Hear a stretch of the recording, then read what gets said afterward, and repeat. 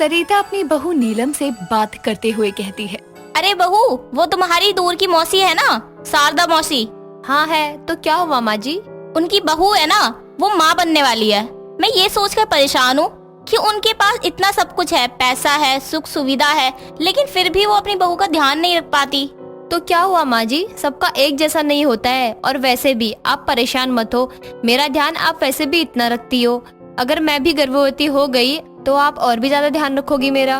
बहू तो इतना समझती है, लेकिन तू ये भी जानती है कि हम कितना गरीब हैं। मैं तो दूसरों का सोचकर परेशान हूँ, फिर हमारा क्या होगा। दोनों बातें कर ही रहे थे कि तभी वहाँ से नीलम भागते हुए चली जाती है, क्योंकि उसे उल्टियाँ हो रही थी और चक्कर भी आने लगे थे। सरिता उसे लेकर पास के दवाखाने में जाती है और उसके इलाज के बाद पता चलता है कि नीलम गर्भवती है। ये सुनकर सरिता बहुत खुश होती है और उसकी खुशी का ठिकाना नहीं रहता, लेकिन वो कहीं ना कहीं इस बात से परेशान भी थी कि वो अपनी बहू का अच्छे से ख्याल रख भी पाएगी या नहीं। सरिता नीलम को दवाखाने से वापस घर लेकर आती है और घर आते ही नीलम अपने बेटे आनंद से कहती है, बहू आज तुम दोनों ने मुझे बहुत बड़ी खुशी दी है। तुम समझ भी नहीं सकते कि मैं आज कितना खुश हूँ। हाँ माँ, आप दादी बनने वाली हो और मैं पापा। हाँ तो यही बहू के पास रुक, मैं जल्दी से नजर उतार देती हूँ बहू की। कहते हैं गर्भवती औरत को जल्दी नजर लगती है। मेरे बस में जितना है उतना तो कर ही सकती हूँ मैं अपनी बहू के लिए। माँ जी, आप मेरे लिए जितना भी कर रही हो ना, वो बहुत ज्यादा है। और आप कुछ भी परेशानी में मत रहो, सब ठीक है माँ जी। सरिता नीलम की नजर उतारती है और उसका अब पहले से भी बहुत ज्यादा ध्यान रखने लगती है। सरिता की हालत भले ही खराब हो, लेकिन वो अपनी बहू का जितना हो सकता उतना ख्याल रखती। ऐसे ही एक दिन नीलम सरिता से कहती है, माँ जी, मेरा इमली खाने का मन हो रहा है, आप इमली ले आओ ना। बहू पैसे तो है नहीं मेरे पास, लेकिन तू यहीं रुक। तेरा जो खट्टा खाने का मन कर रहा है ना, मैं भी जाकर उसका इंतजाम करती हूँ कुछ।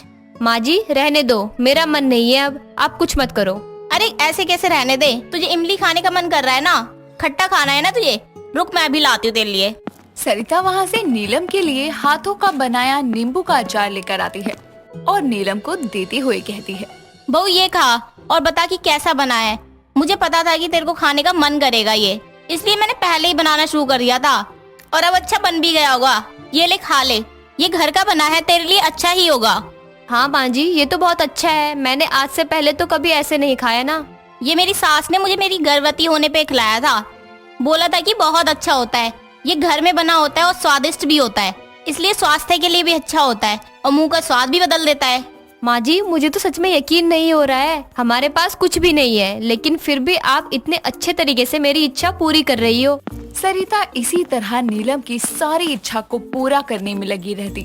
नीलम को कुछ भी खाने का मन होता तो वो अपनी गरीब होने के बावजूद वो सब करती जो उसके बन पड़ता, बल्कि अपनी गरीबी में रहकर उसे अच्छे से अच्छा बना कर देती। इसी तरह कई दिनों तक चलता है। काफी दिनों तक तो सब ठीक रहता है। कुछ दिनों बाद नीलम के पेट में अचानक बहुत दर्द होता है और सरिता नीलम को वापस दवाखाने लेकर जाती है और वहाँ डॉक्टर उसका चेकअप करने के बाद सरिता को बोलती है, इनकी गर्भ बढ़ नहीं रही है, आपको इनका और भी ज्यादा ध्यान रखना पड़ेगा और इनके खाने पीने का भी, क्योंकि आप इनकी सेहत को लेकर जरा सी भी लापरवाही नहीं कर सकते हैं। लेकिन मैं अपनी बहू का बहुत ध्यान रखती हूँ, जो भी मेरी बहू की सेहत के लिए सही है मैं वही देती हूँ उसे।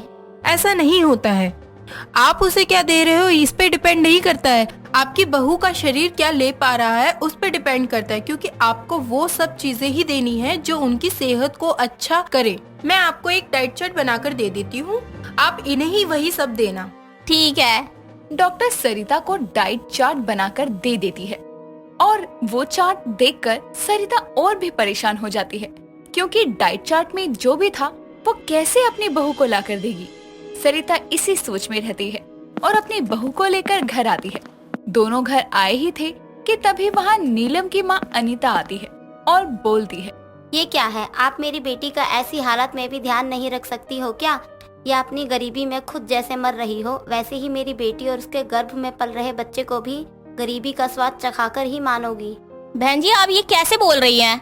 मैं अपनी बहू का बहुत ध्यान रखती हूँ और वो जब से गर्भवती हुई है तब से तो और भी ज्यादा ध्यान रखती हूँ मैं उसका।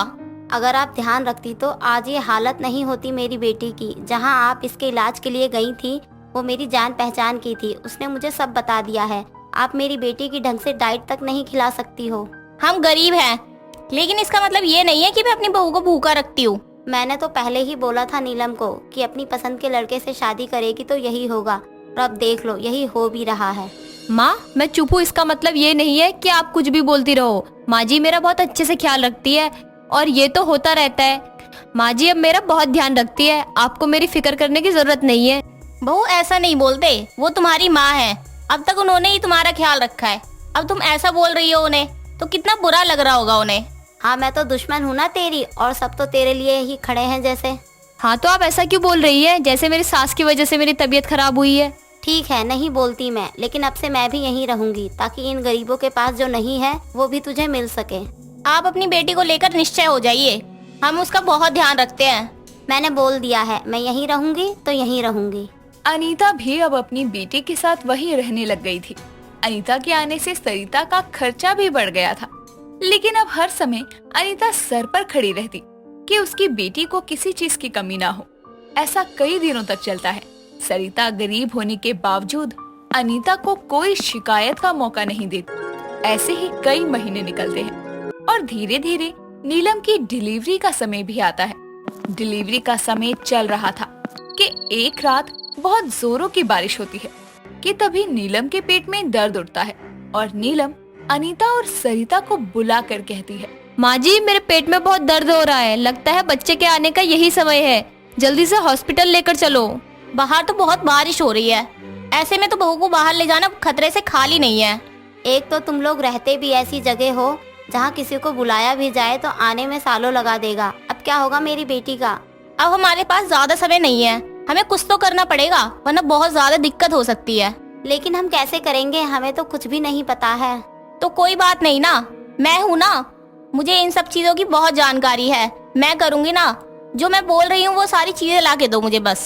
सरिता और अनीता मिलकर डिलीवरी करने की कोशिश करते हैं और काफी देर तक कोशिश करने के बाद दोनों की मेहनत सफल होती है और नीलम एक प्यारी सी लड़की को जन्म देती है।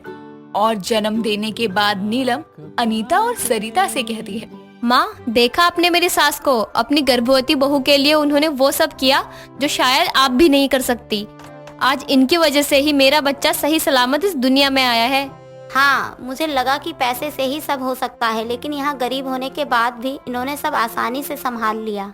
सरिता अपनी बहू की डिलीवरी करती है और उसके बाद अनीता को भी समझ आता है और वो दोनों खुश होती हैं और इसी तरह आगे की ये जिंदगी भी काटती हैं।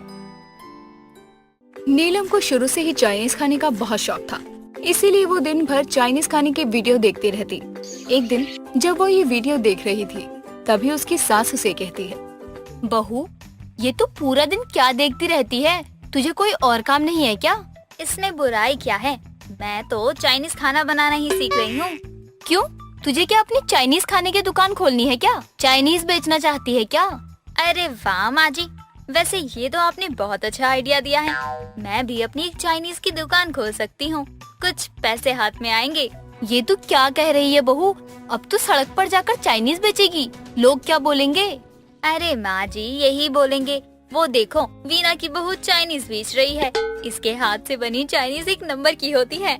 अपने मुंह मियाँ मिट्टू बन गई हो तो कुछ काम भी कर ले, पूरा घर फैला हुआ है, सुबह से साफ सफाई भी नहीं हुई है। अरे माँ जी आप भी ना एक मिनट भी सांस नहीं लेने देती। पूरा दिन भैंस की तरह पसरे रहने के बाद भी तेरे यही ड्रामे होते हैं, जाकर काम कर। इस घर में किसी को भी मेरी कदर नहीं है। अब तो मैंने ठान लिया है, चाइनीज लगाकर ही फेमस हो जाना है और इन सब का मुंह बंद कर देना है। इतना कहकर अपने नंबर से चली जाती है। कुछ दिन बीतते हैं। एक दिन नीलम बाजार से सामान खरीदने के लिए जाती है। बाजार में वो देखती है कि तरह तरह के खाने की चीजें लगी हुई थी, जिन्हें देखकर नीलम कहती है, अरे वाह, यहाँ तो लोगों ने खाने पीने के सामान का सही बाजार लगाया हुआ है। कहीं आलू चाट है तो कहीं पानी पूरी, क्यों ना मैं भी अपनी चाइनीज की एक दुकान यही लगा दूं। इतना कहकर अब नीलम थोड़ा और आगे जाती है। कुछ देर में वहाँ बारिश होने लगती है। आसपास जिन भी लोगों ने खाने पीने की ठेली लगाई थी वो सब बारिश में भीग जाते हैं। सभी अपना अपना सामान बेचने के लिए वहाँ से भागने लगते हैं। ये सब नीलम देख रही थी। अरे बारिश ने इन सब का काम तमाम कर दिया। अगर मैंने भी ऐसे ही ठेली पर काम शुरू किया तो मेरा भी यही हाल होगा। कुछ तो करना चाहिए। घर जाते समय उसे एक वैन में मोमोज बेचता हुआ आदमी नजर आता है। उसे देखकर नीलम कहती है, अरे वाह, ये सही तरीका है अपने आप और अपने खाने को बचाने का। अब मैं समझ गई, मैं भी अपनी चाइनीज वैन में ही लगाऊंगी। इतना कहकर वो वहाँ से चली जाती है और घर जाकर अपने पति राहुल को अपना आइडिया बताती है। सुनिए जी, मैं क्या सोच रही थी, आप तो काम पर चले जाते हैं और माँ जी भी दिन भर बाहर रहती हैं, अपने दोस्तों से गप्पे लड़ाती हैं और मैं यहाँ अकेली घर में रह जाती हूँ। हाँ तो तुम क्या चाहती हो, मैं भी काम छोड़कर घर पे बैठ जाऊँ और फिर हम दोनों पूरा दिन घर में रहकर बस सांप सीढ़ी खेलें? नहीं जी, आपको तो लूडो खेलना भी नहीं आता, तो आप सांप सीढ़ी क्या खा खेलेंगे। मैं तो बस इतना कह रही थी कि घर में बैठे रहने से अच्छा है क्यों ना मैं अपना कुछ काम शुरू कर लूं। इसी घर में 2 पैसे भी आएंगे। क्यों, मेरे कमाने से तुम्हें खर्चा पूरा नहीं होता क्या, जो तुम्हें खुद का बिजनेस करना है? कह तो ऐसे रहे हो जैसे महीनों का लाख रुपए लाते हो, गिनती के 25,000 कमाते हो, उसमें से भी 15 तो आपकी माँ ही रख लेती है, बचे 10 में से घर का राशन आता है। मुझे क्या मिलता है, बाबा जी का टुल्लू। कुछ लेना हो तो तुम्हारी माँ के आगे हाथ फैलाने पड़ते हैं। माँ जी 100 रुपए दे दो, माँ जी 500 रुपए दे दो, उसमें भी तुम्हारी माँ के अलग ही नखरे हैं। अब बताओ क्या होता है तुम्हारे पैसों से, होता ही क्या है। अच्छा, इतनी ही परेशानी थी मुझसे तो तुमने मुझसे शादी क्यों की? तुम्हें तो शुरू से पता था ना कि मेरी सैलरी 25,000 है, तो अब तुमने मना क्यों नहीं कर दिया? तब तो मुझे ये कहा गया था कि लड़का इकलौता है, 25,000 कमाता है, माँ का भी कोई भरोसा नहीं है कब पर लोग सुधार जाए। लेकिन ये नहीं बताया था कि माँ जी तो अभी मेरे मरने तक नहीं मरेगी। मुझे क्या पता था कि मेरी सास मेरे पति की ही कमाई पर सांप की तरह कुंडली मारकर बैठी रहेंगी। बस नीलम, बहुत हो गया, तुम्हारी ये बात सुनकर मैं परेशान हो गया हूँ। मेरी माँ के बारे में अब ज्यादा मत कहना, समझी तुम? ठीक है, नहीं कहूँगी, पर मेरी बात भी तो तुम्हें माननी पड़ेगी। मुझे चाइनीज की दुकान खोलनी है बस।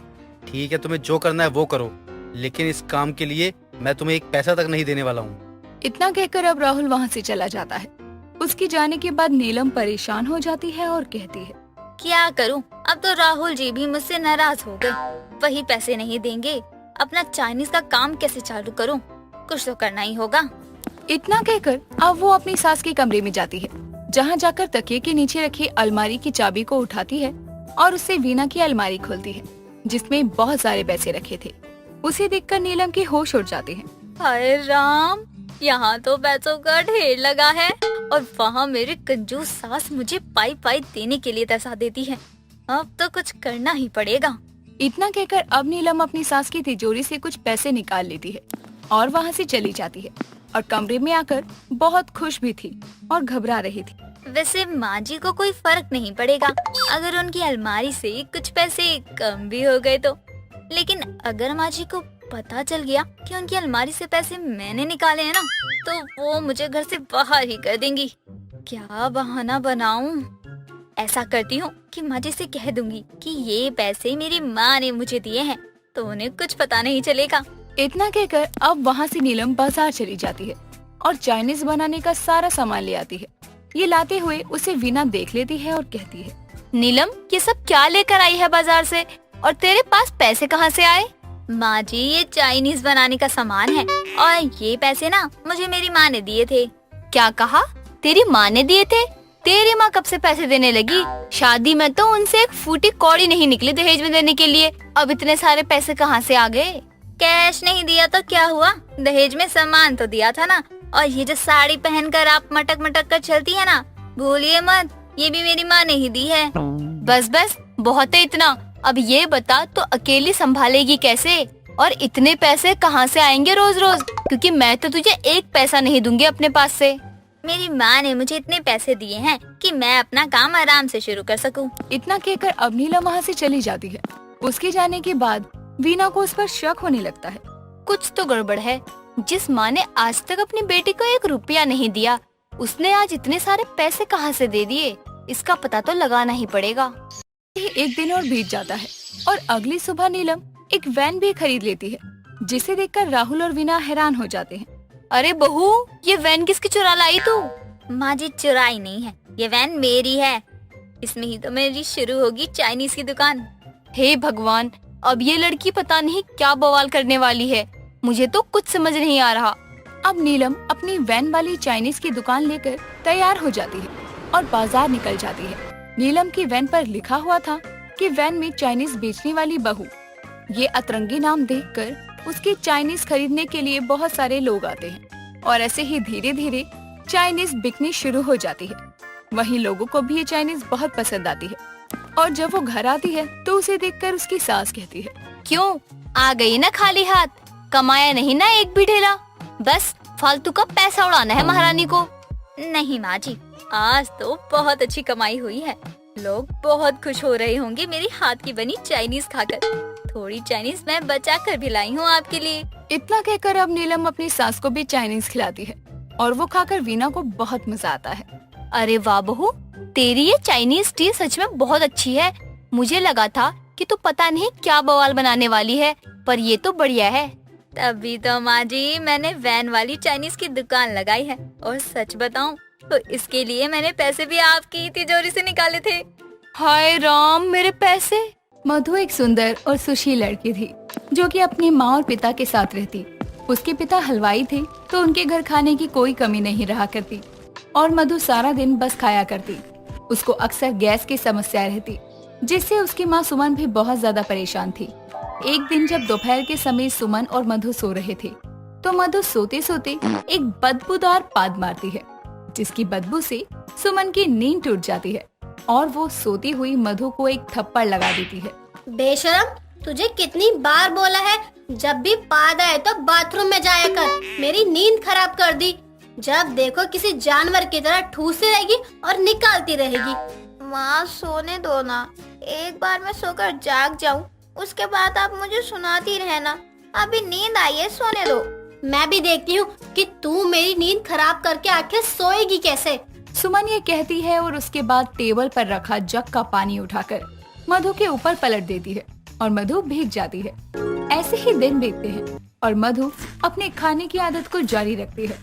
एक दिन जब वो अपने क्लास को लेते हुए खा रही थी तभी वो बात देती है जिससे पूरी क्लास उस पर हंसने लगती है। तभी उसकी दोस्त प्रीत उसे क्लास से बाहर लेकर जाती है। ये सब क्या है मधु? अगर तू ऐसे ही खाती रही और पाती रही ना तो सब तुझे पदौड़ी स्टूडेंट के नाम से जानने लगेंगे। यार तू ही बता मैं क्या करूं?